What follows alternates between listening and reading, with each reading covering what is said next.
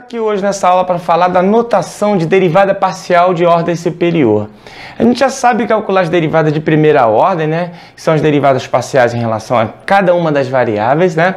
E toda vez que a gente calcula a derivada de primeira ordem, cada uma dessas derivadas são funções que podem ser derivadas novamente. Então, a ordem vai dizer quantas vezes você derivou a função original, que é chamada de primitiva, tá? Então, o que há de novidade é mais entender a notação, tanto essa notação de de Rom quanto aquela outra notação de colocar a variável que a gente está derivando, colocar ela de forma subscrita, mas de novidade mesmo não tem grandes coisas, porque você vai derivar uma coisa que já foi derivada, então basta aplicar as propriedades de derivada. Então o objetivo seria terminar a aula entendendo somente a notação, né? Então, por exemplo, essas duas aqui seriam derivadas de segunda ordem, essa aqui é indicada derivada de terceira ordem, essa de quarta ordem, e assim vai. A gente só precisa entender qual é a ordem que a gente está derivando em cada uma das variáveis. Vamos ver como é que funciona. Então, hoje nós vamos falar então das derivadas parciais de ordem superior. Obviamente que eu estou pegando funções de duas variáveis, onde aqui a gente vai chamar de nossa função primitiva, né? Ok? E por ela ter duas variáveis, nós vamos puxar uma perninha para o lado esquerdo aqui para indicar a derivada parcial em relação a x. A gente já tinha feito isso, fazendo a derivada de f com respeito ao x. Vou colocar a notação mais abreviada, lembrando que a derivada é feita num ponto de componente x, y, né?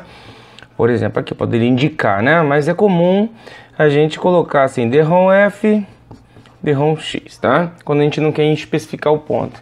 Então, aqui nós temos a derivada de f com respeito à variável y, para o lado direito, né?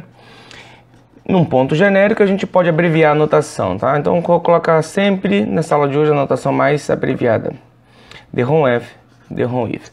Repare que a função, pelo fato de ela ter duas variáveis, ela vai ter duas derivadas parciais de primeira ordem, né? Então a gente chama aqui de primitiva, aqui é derivada de primeira ordem, tá certo?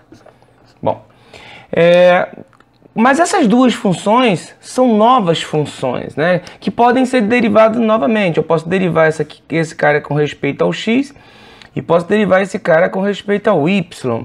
A mesma coisa aqui. Eu vou derivar esse cara com respeito ao x e vou derivar esse cara com respeito ao y. E o que a gente encontrar aqui vai ser uma derivada que a gente vai chamar de derivada de segunda ordem, tá certo? Ou seja, é a derivada da derivada. Então a perninha para o lado esquerdo vai ser sempre a derivada em relação a x, né? E a perninha para o lado direito vai ser sempre a derivada parcial com respeito à variável y, tá? Então olha o que eu vou fazer. Repare que nesse caso aqui, quem que eu derivei? Eu derivei em relação a x, botei do lado esquerdo, a derivada dessa função aqui, né? Na notação mais simplificada, a função f. E esse cara aqui eu derivei em relação a y, a função f. Então a gente pegou a função f e derivou em relação a x, derivou em relação a y. A gente indica isso do lado esquerdo. Então a mesma coisa aqui, ó, eu vou derivar alguma coisa com respeito ao x, né? Aqui eu vou derivar alguma coisa com respeito ao y. Aqui eu vou derivar alguma coisa com respeito ao x, né? E aqui eu vou derivar alguma coisa com respeito ao y, né? E que coisa é essa?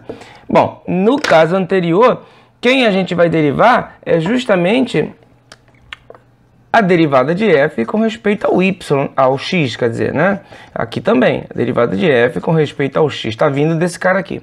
Já nesse outro caso, a gente vai derivar a função dRom f, dRom y, em ambos os casos aqui, dRom f, dRom y, né?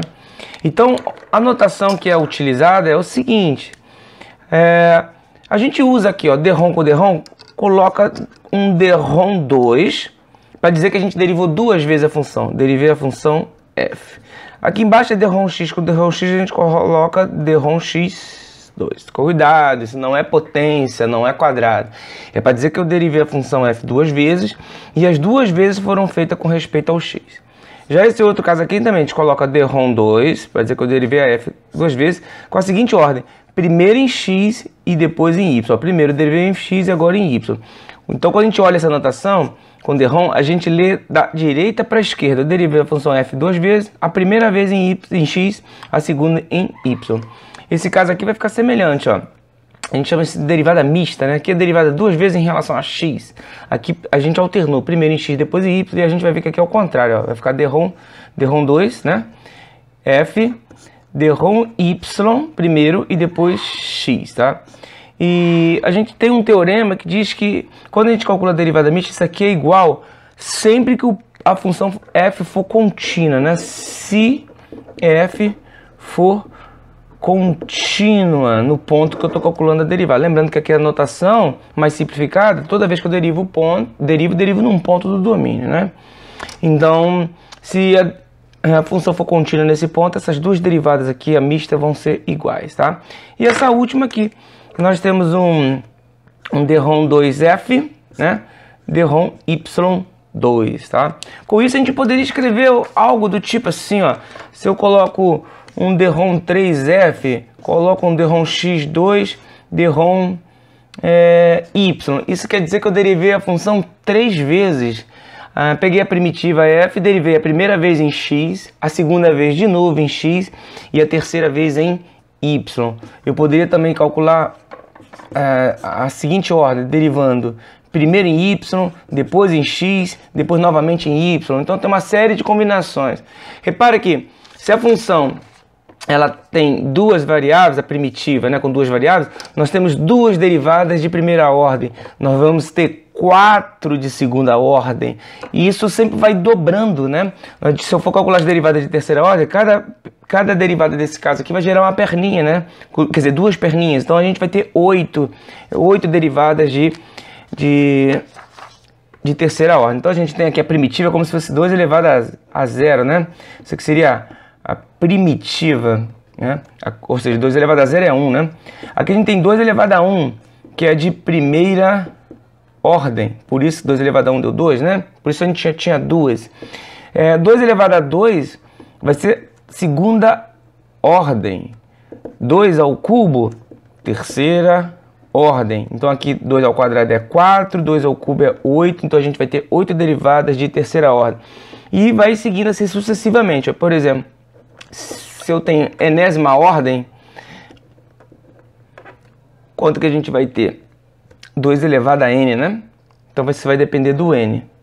Porque a base, na verdade, esse 2 aqui, essa base, é a quantidade de variáveis. Se eu, por exemplo, pegar uma função, por exemplo, uma f de x, y, z, então, por exemplo, a gente vai ter uma primitiva, a gente vai ter, por exemplo, 3 derivadas de primeira ordem, nós vamos ter 9 derivadas de segunda ordem, nós teremos 27 derivadas de terceira ordem e assim vai. Então a ordem, a quantidade, né, de derivadas vai ser da exponencial de 3 elevado a n, onde 3 é o número de variáveis, no caso aqui x, y, z, e n é a quantidade de vezes que a gente derivou, né? Se o n for 0, significa que é primitiva.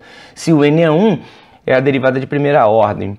E assim vai sucessivamente, tá?